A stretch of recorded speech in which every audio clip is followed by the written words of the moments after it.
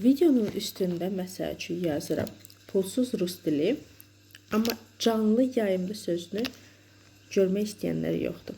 İnanın ki, gün ərzində bilirsiniz nə qədər adamlar yazır. Bəs deyirsiniz pulsuz öyrədirəm. Harada öyrədirəm sizin üçün vacib deyil. Əsas pulsuz öyrədirəm. Oturun fikirləşin, gün ərzində 10-15 dənə dərs deyən bir müəllimə olaraq. Mənim o qədər mi boş vaxtım çoxdur ki, mən zaten canlı yayımlarda öyrədirəm, səhifələrimdə öyrədirəm, YouTube kanalımda öyrədirəm.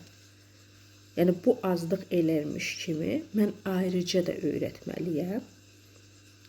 Bəs elə yazan insanlar, siz həqiqətən mi düşünmürsünüz ki, bu müəllim özü hava ilə mi qidalanır? Yoxsa buna hər şey havayı mı gəlir ki, bu da havayı başqasına nəsə öyrətsin? Siz öz gələcəyiniz üçün, öz biliyiniz üçün pul xərcləmək istəmirsiniz. Siz öz gələcəyiniz üçün nəyisə qurban vermək istəmirsiniz, amma gözləyirsiniz ki, başqası öz vaxtını qurban versin və səni pulsuz öyrətsin. Anlayıram, ola bilər sənin həvəsin var, amma imkanın yoxdur. Ay müəllim yanına gedəsən, ay ödəniş edirsən. Və sənin üçün mən ikinci kitabımı çap elətdirmişəm. Mən ikinci kitabımı sənin üçün çıxartmışam. Sadəcə bir dəfə ödəniş edirsən və o qalınlıqda kitabı PDF variantında əldə edirsən.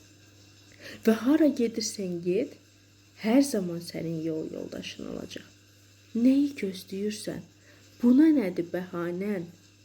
İnternetə 15, 20, 25 manat hər ay verməyə pulun varsa, saatlarla TikTokda oturmağa pulun varsa, gəzməklərə pulun var, amma cəmi 10 manatın yoxdur, bilik əldə edəsən deyə.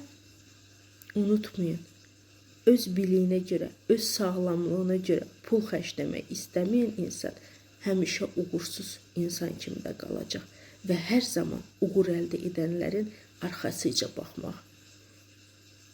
Ancaq onunla məşğul olacaq. Niyə bunlardan alasan? Niyə?